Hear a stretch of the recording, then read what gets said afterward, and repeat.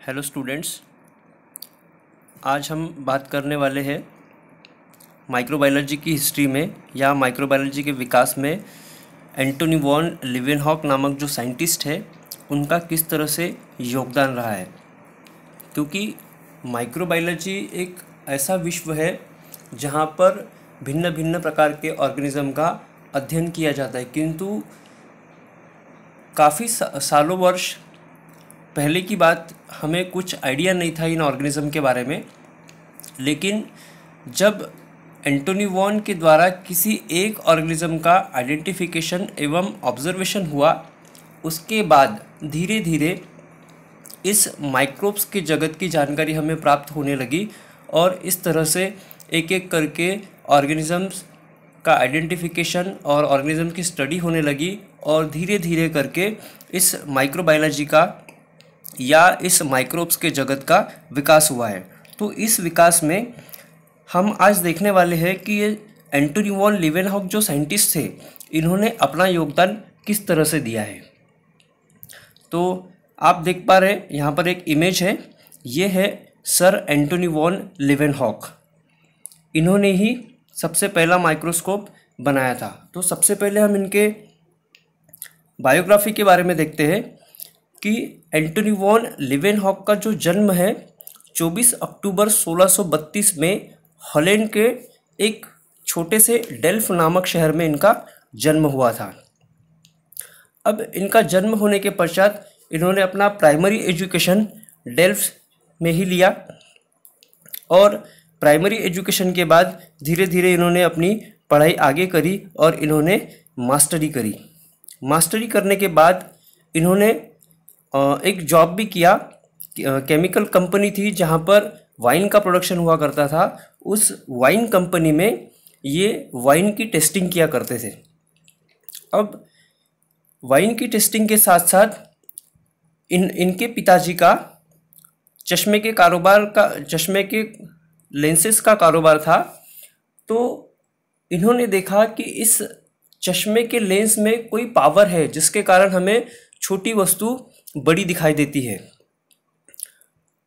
इस प्रकार Antony von Leeuwenhoek ने अपने समय में सबसे पहली सूक्ष्मदर्शी, जिसे आप माइक्रोस्कोप कहते हैं, उस माइक्रोस्कोप का विकास इनके द्वारा किया गया। अब इनके द्वारा बनाए गए इसी माइक्रोस्कोप से माइक्रो ऑर्गेनिज्म का अध्ययन एंटोनी वॉन के द्वारा सबसे पहले किया गया। तो इस प्रकार इनके द्वारा सबसे पहला माइक्रोस्कोप विकसित किया गया और उसी माइक्रोस्कोप के द्वारा बैक्टीरिया का अध्ययन किया गया। अब एंटोनी वॉन लीवेनहॉक ने जो ऑर्गेनिज्म का अध्ययन किया था वह सबसे पहले रेन वाटर, जो बारिश का जल होता है, उस बारिश के जल जमाव के कारण वह जल गंदा हो जाता है। तो उन्होंने उस जल को एक सैंपल के तौर पर कलेक्ट किया और उसका उन्होंने एक स्लाइड बनाकर अध्ययन किया। तब उन्होंने देखा कि उस रेन वाटर में कुछ जीव पाए जाते हैं। उस जीव को देखने के पश्चात उन्होंने एनिमल क्यूल का नाम उसे दिया। उसके पश्चात इन्होंने मिल्क सैंपल, क्लॉथ और टीथ की कैविटी आदि के स्क्रैप्स लेकर वहाँ से ऑर्गेनिज्म को आइसोलेट करके आइडेंटिफाई किया। इस प्रकार इन्होंने the new world of microbes की खोज की। मतलब इनके द्वारा इस प्रकार माइक्रो ऑर्गेनिज्म को देखा जाना, उसका आइडेंटिफिकेशन किया जाना, जिसके कारण हमें एक नई दुनिया के बारे में पता चला। तो इन्होंने बताया कि हमारे अलावा इस सृष्टि में, इस वातावरण में एक नया जगत भी है जिसे हम माइक्रोस्कोप का वर्ल्ड भी कह सकते हैं। और इनके द्वारा की गई इस माइक्रोब्स की खोज को इन्होंने रॉयल सोसाइटी ऑफ लंदन में प्रस्तुत किया। यह एक ऑर्गेनाइजेशन है, यहाँ पर अपने द्वारा बनाए गए रिसर्च पेपर आदि हम सबमिट कर सकते हैं। अब इन्होंने इस प्रकार अपनी खोज रॉयल सोसाइटी ऑफ लंदन में प्रस्तुत की और रॉयल सोसाइटी ने देखा कि इनकी जो खोज है वह विश्वसनीय है, जिसके कारण इन्हें father of bacteriology and protozoology के नाम से जाना जाने लगा। और अंत में 26 अगस्त 1723 में हॉलैंड के ही डेल्फ नामक शहर में इनकी मृत्यु हो गई।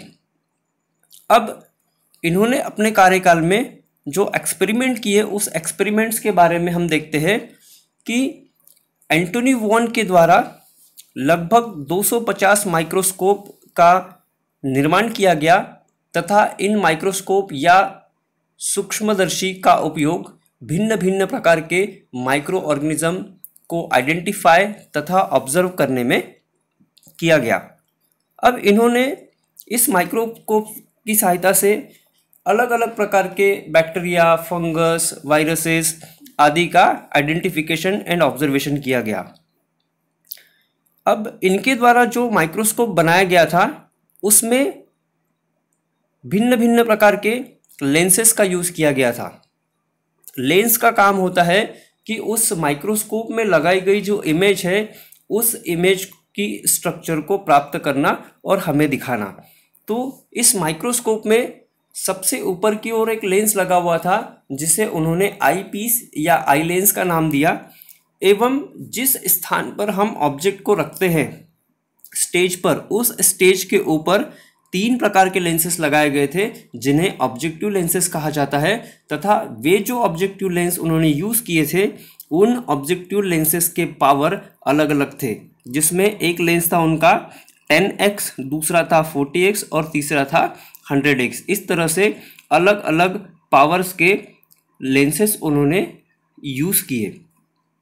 अब इन्होंने इन लेंसेस का जो यूज़ किया उस लेंसेस के कारण अति सूक्ष्म या माइक्रो ऑर्गेनिज्म की इमेज को हम मैग्नीफाई करके या बड़ा करके देख सकते थे, जिससे हम छोटे से छोटे जीव जिन्हें हम खुली आंखों से नहीं देख सकते हैं उन्हें हम माइक्रोस्कोप का यूज़ करके उनकी एक आवर्धित इमेज प्राप्त कर सकते हैं और उसे हम आसानी से देख सकते हैं।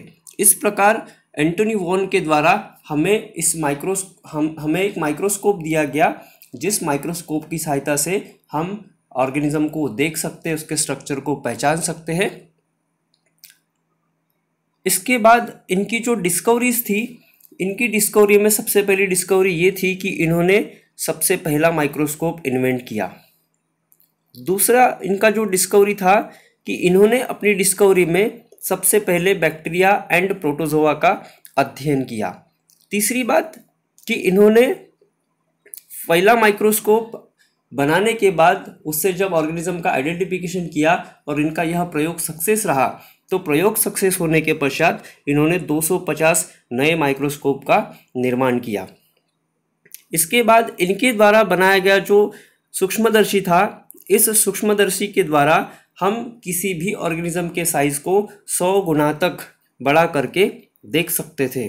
और इन्होंने जो यंत्र बनाया था, जो सूक्ष्मदर्शी बनाई थी, उस सूक्ष्मदर्शी का रिसोल्यूशन पावर भी सबसे अधिक था, जिसके कारण हम उस ऑर्गेनिज्म की मैग्नीफाई इमेज के साथ साथ उसकी क्लीन इमेज भी हम प्राप्त कर सकते थे। इस प्रकार सर एंटोनी वॉन लीवेनहॉक ने माइक्रोबायोलॉजी के विकास और माइक्रोबायोलॉजी के इतिहास में अपना सर्वोत्तम योगदान दिया है।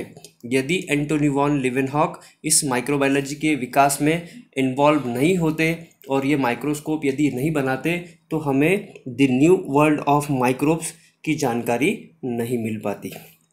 Thank you so much.